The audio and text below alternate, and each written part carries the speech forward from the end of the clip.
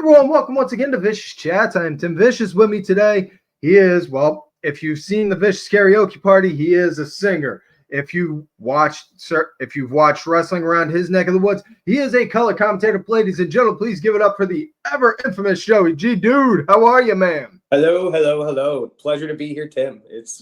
I'm very excited to be here. I'm glad to have you here, man. And that I know that can's a Ghost. What flavor is it? This one is Blue Raspberry Sour Patch. Ah, man, that's my John right there. That's my John right there. That's the first one I grabbed at the store. That's the one I go for. That's if I can get. I go for Ghost, Bang, or C4. Those are mine. Those are Those are like the three I'll go for. I don't know if you've ever. What's up? We don't get a lot of Bang in this area. We got it's Ghost, C4, Monster around here. Oh, okay. Now, if you have you ever had this pink Starburst C4? That's my heart right there. That's my favorite one. It tastes Yes, it is like it. It is scary good on how much it is. I have to actually, after I crack it open, I got to and I down some. I actually have to put the can and step back, and I'm like, no, because I'll chug the whole thing because it's just like a freaking pink Starburst. It's one of the ones that doesn't need vodka to be better. You know what I'm saying? No, I don't drink, but I used to. So it's not like I've never have. It's just after my son was born, I was like, yeah, I'm just getting tired of doing the whole party bit. So I gave up the booze and all that. All right. Well, children are a scam in my book, so I don't have any. So I keep drinking. Hey, not a problem, man. I ain't one to judge. Not a problem. I ain't one to judge. So, how are you holding up in your neck of the woods? Because I know with it being winter right now, where I'm at, we got like massive amounts of snow going on already. Wow. Well, I'm in the snow belt. Okay. Well, we just got through Thanksgiving. It was cold and rainy, but weather's fine. Leaves are on the ground. No snow yet. It's getting colder. It's dropping like a brick out there. Finally going down to the 40s. Ugh. But we got warm clothes. Got the good shit. We got the good warm shit. You know what I'm saying?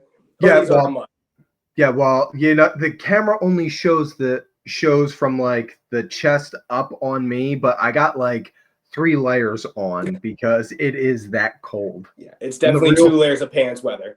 Yeah, the real feel is like single digit. And it's in low single digit. Already, that sucks. I'm so sorry, brother. Oh, yeah. Yeah, like I said, I'm in the snow belt, and I'm in Erie, so I don't know if you're familiar with on how Pennsylvania's shaped. It's like that in that it's like the little spot where that's shaped kind of like a chimney. Okay, I know what you're talking about. Yeah, and we're the middle point between Cleveland, Buffalo, and Pittsburgh. So so we're like the center point between all 3 of those cities. No, thank you. I deal with enough cold. I don't care about the winter really like that because you just always put more clothes on. It's the snow because you don't have to shovel the sunshine. But when that snow's around here, it's a very steep hill that I got to shovel off, Yeah. The driveway. Pain in the ass. Other than that, it's okay.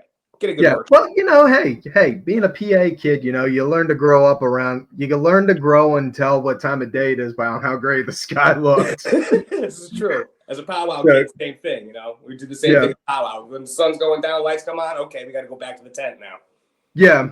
So let me ask you, man. I know wrestling and music are like the main connective tissue where we first started like chatting and talking and such. What was your first like major wrestling moment that you saw? You were like, "Oh, dude, this is awesome." Well, there's 2 of them really. When I was very, very young, I saw the Snake bite the Macho Man on the arm. Yeah. And I saw that 3 times in one day because it kept playing on different stations. But after that week, I kind of fell out of it. You know what I'm saying?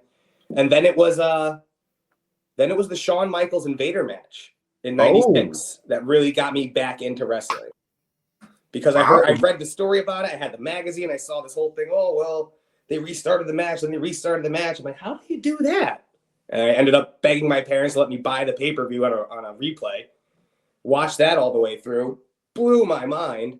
And that's when I got into wrestling. So I guess that was, 96? I was 12 years old. Yeah, I'm doing the math in my head because, see, so you would have been born in 84. I'm 1 year younger than you. I'm 85. So, Okay. yeah. Yep. Yeah, Born in because 84, January 84, during the blizzard of 84, if you will. if you will, but If you don't will. get me started because once I start going with Dusty, man, once I start going with my Dusty impression, it's a slippery hill. It's the to same go thing at from. work. We get into impressions and it's just hard to turn the voice off, you know? Whether it be Dusty or Macho, Trump, it could be anybody. I do voices all. Goddamn, Jim Cornette, motherfucker. Well, what are you doing, you son of a bitch? Goddamn motherfucker, I'll fucking kill you. Throw water on his ass. You throw water on me. Better not be fucking water. So, Better be some let goddamn me ask you, what got tea. you into the podcasting business? I was doing YouTube and back like Christ now, doing the math in my head, about 12 or so years now. And when I first started doing YouTubing, it was you could either do YouTube or you could do podcasting. The two would never meet unless you had like major money to be able to rip out the audio from any videos. Joe Rogan. Yeah. And as time went on, it got easier and easier to the point where now you can download an app on your phone and just rip audio off of a video. So I was like, you know what? I already have all my own video content. Fuck it. I'm putting this on audio now. There you go. So, put a stream it everywhere. You don't need to, watch to listen. That's what I say. Yeah. Audiobooks have been a thing for years and years. So yeah, and but it was always I could either do one or the other, and it was just too. I didn't have the money to be able to afford the audio equipment to rip it. So, well, there you go. Yeah, so and God bless. Who knew the internet was useful for things other than porn? What do you do? There's my bad joke for the day, folks. Thanks. Have a good evening. Don't forget to tip your waitresses. Yeah. Anyway, I remember the first time I saw the internet. Jeezy crazy. My cousin was chatting. It was a black and yellow screen with the words. And I'm like, that person's not real. Ask him this question. And then she did, and he answered back. I'm like, that's a real person in California? My mind couldn't understand. Like, I'm in Connecticut, and this person in California is talking to me? What? Yeah, I remember that. I remember the first time my mom got AOL, signed up for AOL, thanks to the little get 150 free minutes of AOL with this little floppy disk. Oh, yeah. We're aging ourselves here, folks. A stack of them. They were coasters after you used them. We just had coasters everywhere. Yeah. Did you ever read the book Fools Rush In? No. It talks about the giant clusterfuck that was the AOL Time Warner merger. And they broke down like one of AOL's biggest mistakes was constantly sending out those discs and CDs that gave out the free time. They were in boxes of cereal. Do you remember that? Yes. Crazy. We are. I remember when that happened. I remember that. And I remember my sister telling me and my other brother, like, now listen, I want you to go to this house, and this house. I know for a fact they don't have computers and they don't even know what the fucking internet is. So just go and take the discs. Okay, no problem. So we went and we would go do that. So we had like 2 months worth of AOL. All we had to do was just change the name. Like, okay, mm-hmm. We did the same thing. I did the same thing. Havel 1, Tom Havel 2. Oh, the good times before we grew up and had to pay taxes. Yeah. But yeah, I remember that with wrestling with Macho. I saw Macho was and always will be my guy. Mm-hmm. Like you can't convince me otherwise. He's my number one under the sun, baby. Yeah, all-time fave. Him and Jake Roberts. And when them two had their match, you couldn't pull me away from that TV. And I saw that match for the first time when Damian bit Macho's arm right there. I was just like, oh my God. Yeah, that's what got me too, man. It was like, he's not getting off this. That's a real snake. Dad, it's a real snake, Dad. Oh, yeah. For the longest time, my dad would always say, oh, no, they pluck the fangs off the snakes to make sure they can't bite people. He would always say that to me because I was very much so like Indiana Jones when it came to snakes. Like, no. And then once I saw that, and then you saw the blood coming out, I was just like, yeah, you can't fake that. He's out. Oh my God. Oh, good times. Yeah, So, that was nuts. That's what got me in, really, was the snake getting bit, 96, and then my first real show was January 9th, 1998. I was front row, ECW, the original ECW at the Sting in New Britain. No longer exists, that building. And Bam Bam Bigelow, God rest him, threw Rob Van Dam over my head into the fourth row, and that was it. It was over. That's all I ever wanted to do. That's what's up. I grew up in Rob Van Dam. I grew up in ECW. I would go to the ECW shows at the arena all the time.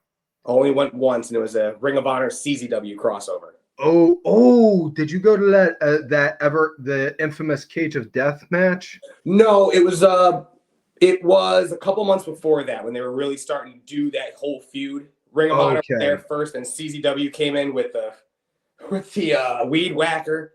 They stapled a bunch of stuff to BJ Whitmer.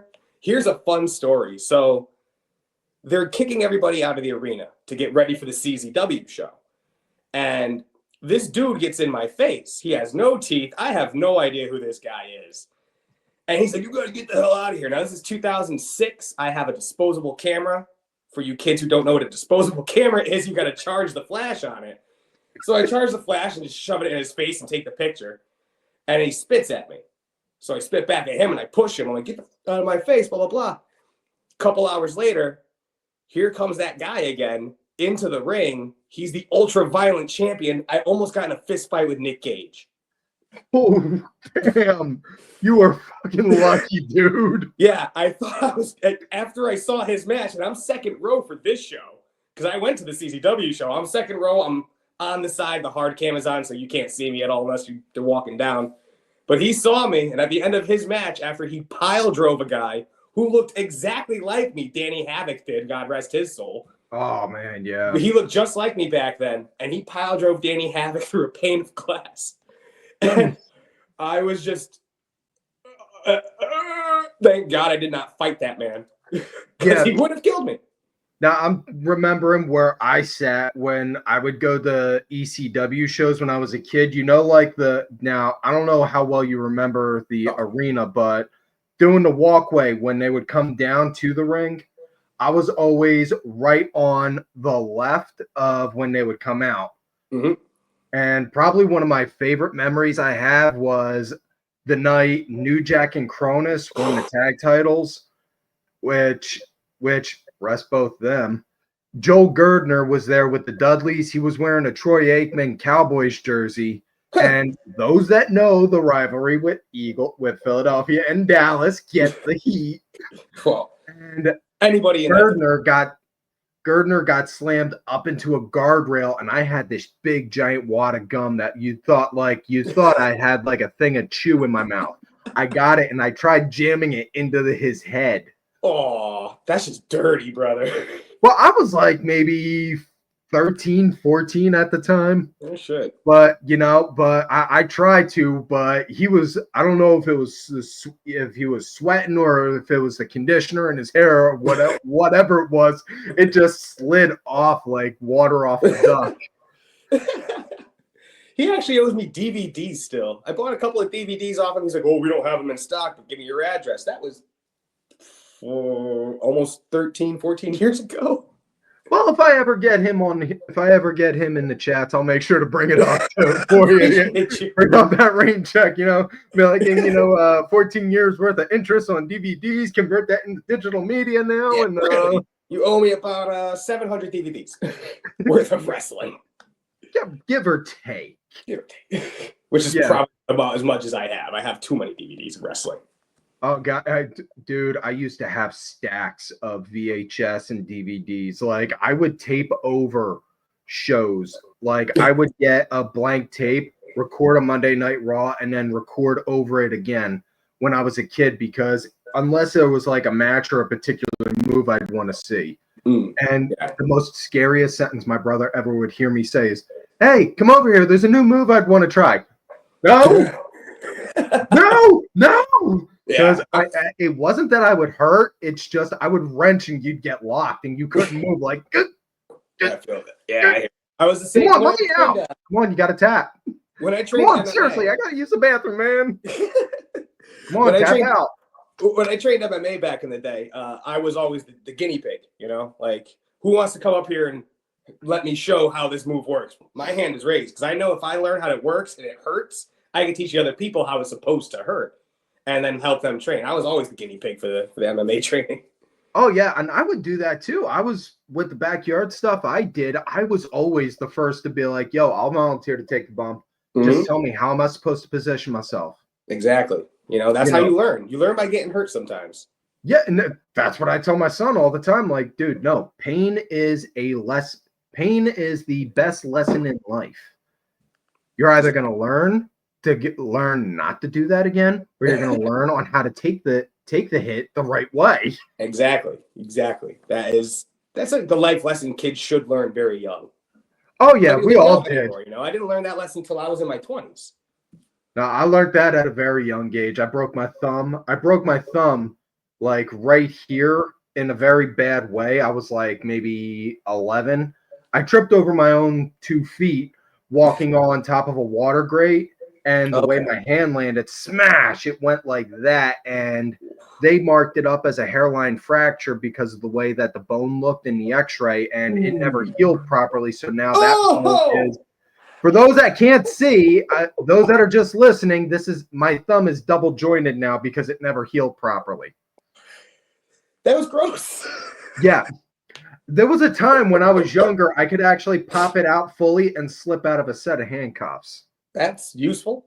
It was when I was younger. Unfortunately, I can't do that anymore. It's been forever since I popped it out that far and that big, so I don't think I could now.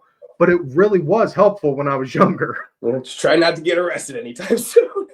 Well, okay, we're gonna have. I will share this story with you after the show. Then, just make sure to remind me to tell you this story after the show. All right. But back to wrestling because we're going all over here, folks.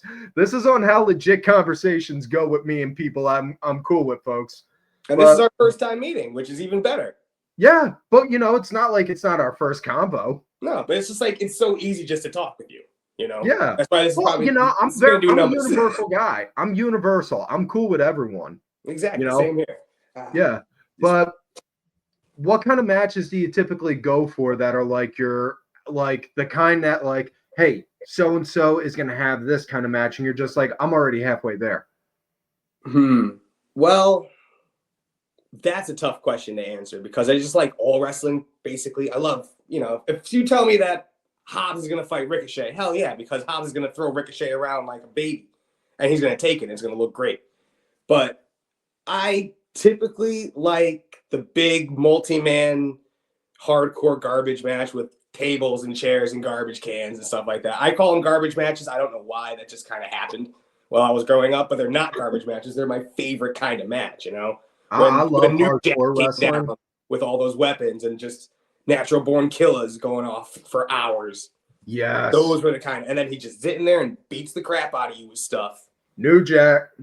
Hell yeah. Those that get it. X is up, baby. He was the original, man. He was so cool. And here's the story about that show. So the first show I went to, the ECW show, it was New Jack and Cronus versus the Dudley Boys. 60-minute time limit, right?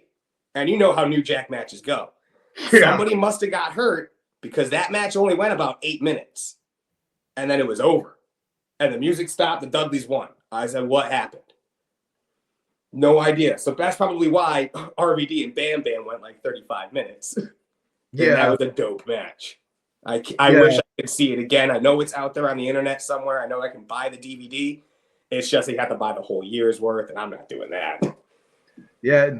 Thankfully, though, you know, I'm pretty sure if you circle around one or two, I'm pretty sure message boards are still kind of a thing. If not, then Reddit's now become the evolved form of message boards. Yeah. Somebody around there. I really don't do too much Reddit. I try not to use too much internet. I use Twitter. I will always call it Twitter. Not calling it. Yeah, you know, to use a line from Coming to America, It's mama named it Twitter. I'ma call it Twitter. There you go. See, just gotta just put it out there just like that. But yeah, mine's what I love hardcore wrestling. I mean, I grew up in it, so it's second nature for me. Yeah. You know. So let me ask you this though, because I've always felt this kind of way. Do you feel like there's a difference between hardcore and ultra violent? Because just to me personally, I think there's a difference in psychology. Yeah, there's definitely a not. huge difference between just hardcore matches and ultra violent matches. Because ultra violent matches, they're coming up with unique ways of hurting each other. Beds of nails, that's not cool. Yeah, like you're gonna like find a way to duct tape a cactus to your forearm and clothesline somebody with it. That's a little rough, you know. I mean, a barbed wire baseball bat, that's hardcore. You have a barbed wire a light tube, that's a little much, you know, because that way you know you're getting blood. You don't have to draw blood in a hardcore in an ultra violent match. If you don't draw blood, what is it then? It's not even ultra violent. It's almost like saying you're going ballroom dancing and not wearing a suit or a gown. You know, you're wearing gym shorts and a tank top to go ballroom dancing. Yeah, it's almost exactly like that, except a lot more blood. Yeah, and you know, I've always personally felt that kind of way. I know some people feel like, oh no, they're the same. It's both garbage, blah blah blah stuff. And I'm always the firm believer of, dude, believe what you want to believe, think what you want to think. I'ma just be over here and enjoy my own little thing. I ain't gonna go and rain on your parade. Don't go and doing that with mine. Yeah, and that's kind of the whole concept of this show, to where we try and make this like a little positive corner of the internet. And that's where it's going to right now with a lot of wrestling. The tribalism of wrestling. There shouldn't be tribalism in wrestling. It's not like football, you know? Like you can't be a Giants and an Eagles fan. That's just, you can't do that. But you can be an AEW and a Ring of Honor and a CMLL and a WWE fan, because it's all wrestling. It's one community. It shouldn't be tribes in a community. Exactly. And, you know, even using the NFL that you're saying as an example, while you're going to have diehard Eagles fans and diehard Giants fans and diehard Houston fans, all that jazz, I guarantee 99.9% of the time, the players are all going to look at each other and be like, oh, hey, Joe. Hey, Mike. Hey, Steve. How you doing? Oh, I'm good. There was a lot of that happening yesterday in the Chiefs game. And the Raiders, they were smiling and laughing with each other after tackles. Like, stop doing that. Fight each other, damn it. Yeah. It's people are supposed to, it cracks me up on how people think, like, you know, while the fans are very tribalistic, they think that the players and they think like the athletes or the wrestlers are going to be so sworn to this company or this brand. It's like, no, it's a job. It's like a job. Just because you're working at McDonald's doesn't mean you're going to swear off Wendy's. Yeah, that's a good analogy. Wow. Well, I explained this to my son because he's a diehard. He loves basketball. His favorite team is the Lakers. Don't judge. I've questioned it also. Hey, they were a dynasty, so. Yeah, but his absolute favorite team is the Lakers, but he watches whatever game he can get his hands on. Because after he gets done breakfast, first thing he does, he goes on his phone and then checks to see whatever game is on that night. And he's like, oh, hey, Dad, I got a game at so-and-so time. I'm going to go and watch it, okay? All right, bud. And 9 out of 10 times, if I got a wrestling show on, he'll come down and watch that he'll watch his game on his tablet while watching wrestling with me, and he'll just be like, hey, I thought that person was a good guy. What happened with this guy? What happened with that girl? And he'll watch both. And he's like, you watch all these different kind of shows? Yeah. Just because Dad does a show about WWE stuff doesn't mean I'm only a WWE guy. Exactly. Oh, I'm that happy little wrestling nerd that if you put it in front of me and I enjoy it, I'm going to watch it all damn day. Yeah, man. That's what got me into the business, you know, was watching all of the wrestling. Yeah. And somebody came to me and was like, hey, we need a color commentator for this wrestling show. We know you like wrestling. Do you want to do it? And I said, yeah. So that's how I got here today. I'm glad you brought that up because I was going to segue into that about on how you got into commentary. So, what's the promotion that you're working with? I am working with Connecticut Extreme Wrestling, CXW. Our next show is this coming Thursday, December 5th at Legend Sports Bar and Grill in Bristol. And actually, I will be doing all of the commentary at this show because my partner, Rick Del Santo, cannot make it. Okay. Yeah, so let me ask you this. How do you, since your commentary, you obviously got a sense of what you pick up when you're watching the shows. Do you feel like how big of a difference do you feel between like one company versus another? I'm not asking like for any kind of like you to throw someone or a style under the bus. I'm just saying for those that may not know what to listen for, what differences do you see compared to different shows? Well, that's a really good question. So I guess it depends on the talent on the show, and I love all commentary. I don't tell you who I don't like to listen to here and there, but I don't like listening to Corey Graves, for an example, because I just feel he's a little pretentious when he commentates. But then you listen to like what me and Rick do, and he calls the action. I just try to give it a little bit of sauce and flavor, on top of it. He's really wrenching in, trying to discombobulate him and blah, blah, blah. Big words, try to make it sound funny. We did a match last time. There's a guy, his name is Bobby C.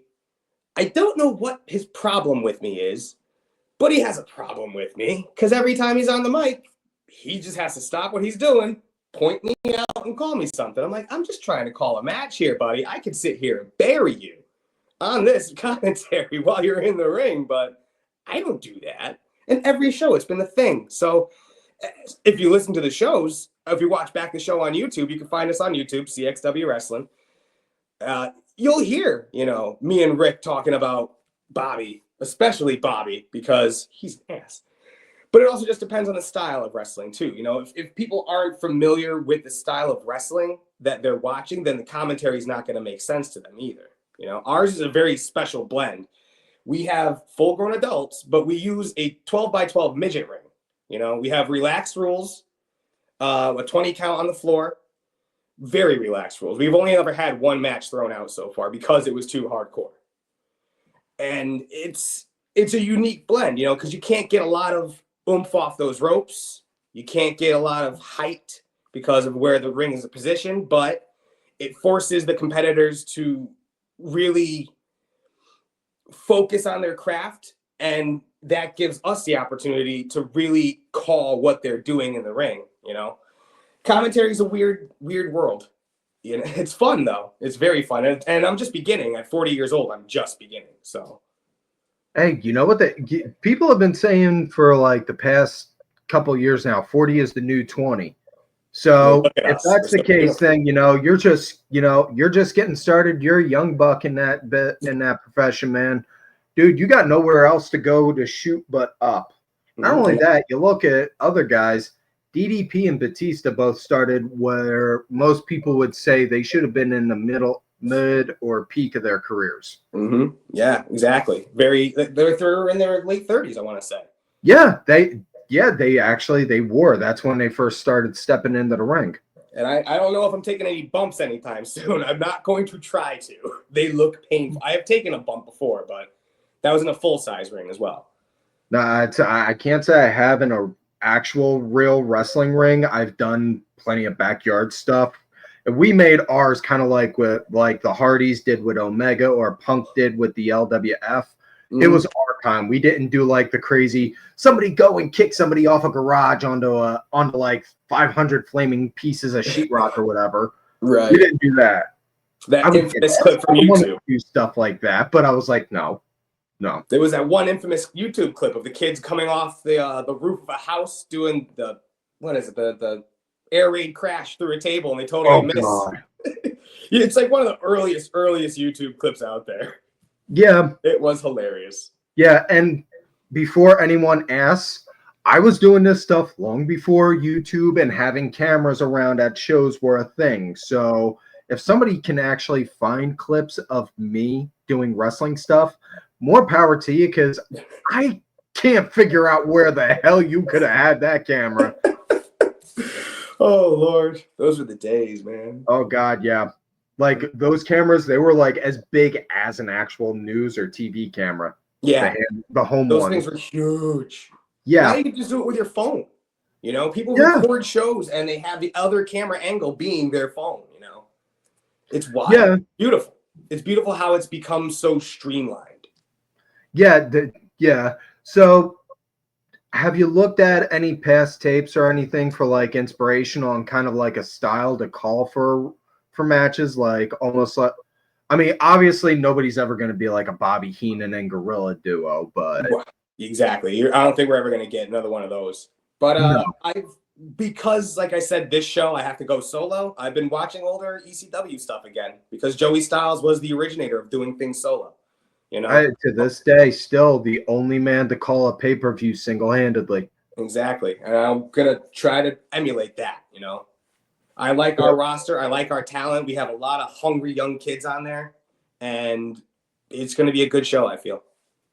Yeah, so I know I've heard a lot of people say before, like a lot of the commentators all go and talk to the talent to be like, hey, just want to make sure. Is there anything in particular you'd want me to go and do, or you want me to emphasize this or that? Have you ever had anyone come up to you and be like, hey, when I go out there tonight, make sure you bring up that, you know, I did this, or I'm so strong I can bench like 350 or whatever?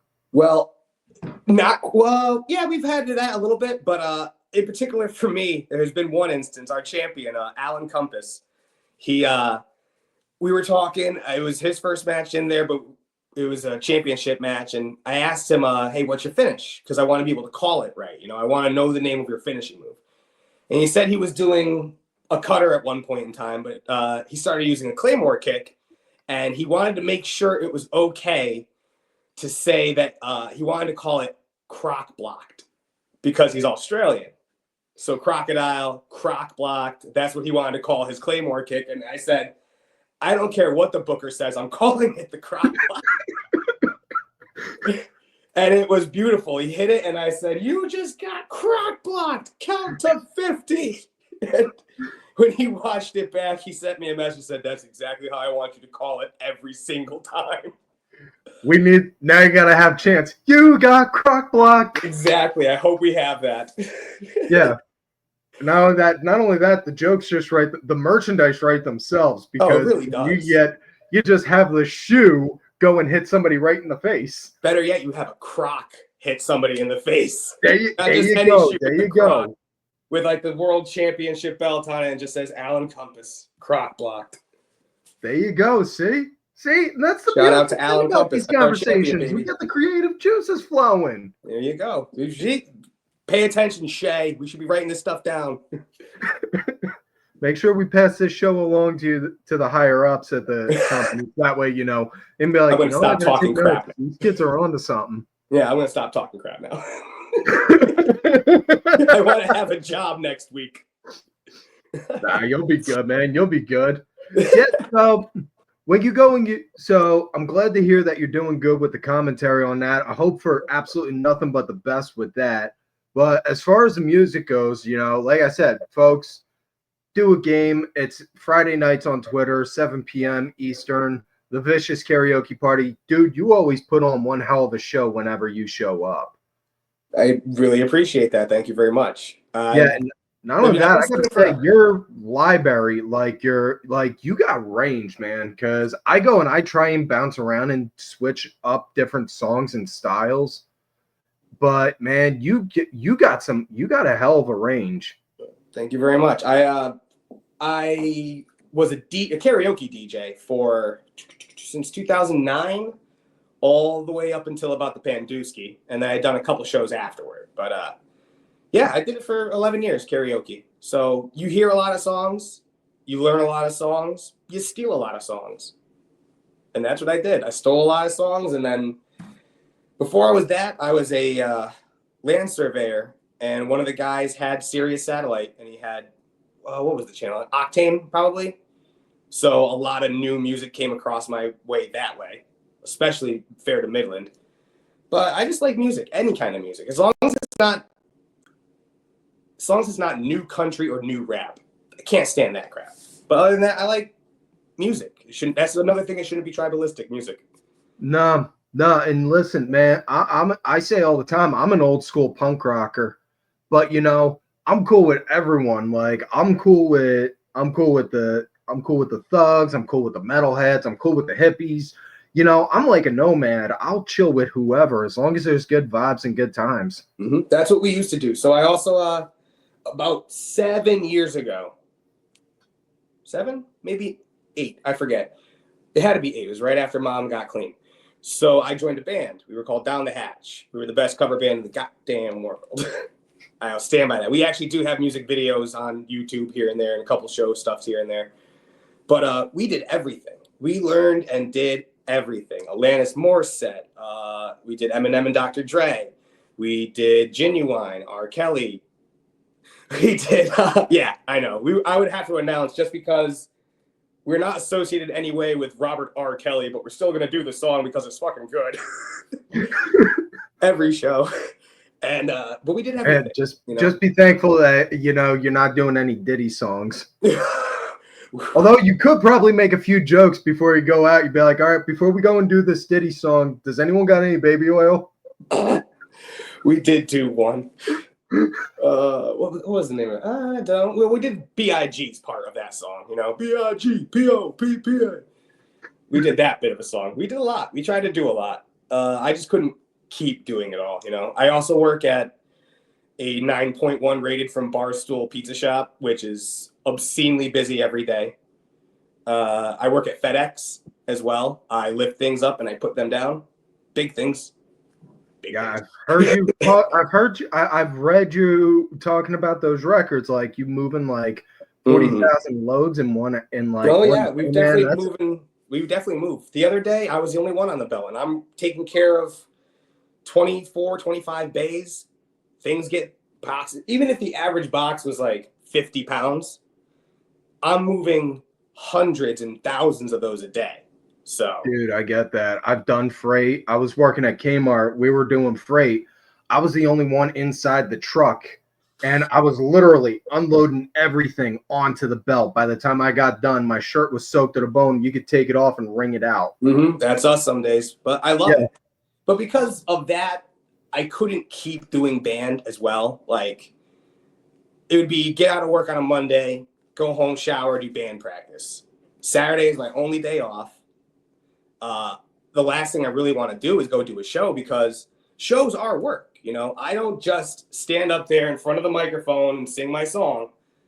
I'm dancing. I'm getting the crowd into it. I'm picking things up and putting them down. At one point, I had a bullhorn and I'm blaring at things, I had a lot of props that I would do and a lot of dancing and a lot of bringing people on stage and going through the crowd with our wireless mics. And that's a workout too, And then I'd have to do that on a Saturday just to go back into work on Sunday. Or I would have to call out of work on Sunday to do a show, which I also didn't want to do that. I want to be committed to my job. So at that point, I had to tell the guys, it's been fun, but I got to move on and do something else. I mean, if we'll get around to it, we'll get around to it and do another show again. But I go out on my Thursday nights. I sing my song for me and usually you, and that one time for Joe Hendry. And I just go back about my day, Karaoke's halfway home for me, on the way I get that, man. I get that, man. I don't judge, I do get, trust me, I'm juggling like 5 chainsaws at once all the time between doing the rants, doing this, doing the karaoke stuff, plus making shorts for the page. And, and probably your shoot job too. Yeah. And a legit 9 to 5, all while raising a very active teenager and helping with my parents. There you go, man. See, life is tough. They think that life online is so easy, but it's not easy. Look at us. I'm sitting in my best friend's place next to her wine bottles. Well, you got a very lovely scenery, whereas the Vicious Studios is oh, that's a Boondocks poster. I didn't even notice it was a Boondocks. Oh yeah, that was an old Father's Day gift from God knows how many years now. I feel you, my friend. Yeah, but I can't think. It's a tough life, but I feel great at 40 years old. I'm in the best shape I've ever been. I'm living my dreams. I live my dream as being the most famous person coming from Meriden, singing music and doing that. The only person I lost that title to was Dustin Waller, because now he's the most famous kid from Meriden because he's everywhere in wrestling. You know, he's one half of the everything tag team champions with Kylon King and Miracle Jen. And now I'm the most famous person from Meriden going back into wrestling, my other passion. You know, who gets to live both of their dreams in their life? Exactly, you know what I mean? Man. Singing and wrestling. You got. That's like I said at the beginning, circling back to what I said at the beginning. You got nowhere else to go but shooting up on that, man. Yep. And hopefully, who knows? Maybe I'll be on an pay-per-view one day, calling shots with Veda Scott or something. Hey, fingers crossed. Fingers crossed, man. And, you know, she is a hell of a commentator. So, you know. Oh, yeah. She's wonderful. She's a wonderful commentator. I sat next to her while she was commentating. Obviously, I wasn't working there, but she does excellent work. You can hear the passion in her voice, you know, and she really pays attention to the action as well. Yeah, and I think that's almost like a lost art where it's like everyone wants to go and try when they go to talk. They're hyper focusing on trying to get themselves over. It's like no. You'll get over just by telling the story, but tell the story. Exactly. Be the narrator. Exactly. I'm blind. I can't see. Tell me what's going on. It's all about enhancing. That's what our job is as commentators, is to enhance the talent and make people want to watch, you know? Yeah. And dude, you know, I thank you so much for taking the time to come out here today. I do appreciate it. I say this to everyone, and I do really mean it. You know, thank you so much. You could have been out there doing a million different other things. You chose to sit here. You got my eternal thanks, and you're always welcome to come back anytime. I will take you up on that one day. Oh, dude, you hit me up. You let me know. Hey, are you free this day or that day? If not, I will get my schedule synced up for you in a minute. Excellent. Thank you very much for having me, my friend. More than welcome. Any socials, anything, any upcoming projects or whatever, by all means, the floor is yours. You know, Twitter, JoeyG_ESQ. And if you guys are around in Connecticut, Bristol, Connecticut, Thursday the 5th of December, CXW. Doors are at 6, show starts at 8, $15.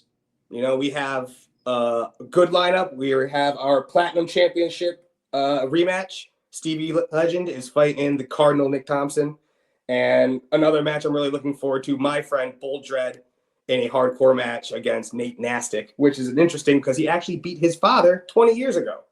So could Bull beat up a whole family, or is Nate going to defend his family's honor? Come find out the 5th over at Legend Sports Bar and Grill, Bristol, Connecticut. CXW, baby. That's awesome, man. My best friend just got home. Oh, there you go. See, perfect timing. Yeah, that's what I'm saying, right? All right, I'll let you get, man. Thank you so much for coming on. I appreciate it again. Not a problem, my friend. Thank you very much for having me. Until next time.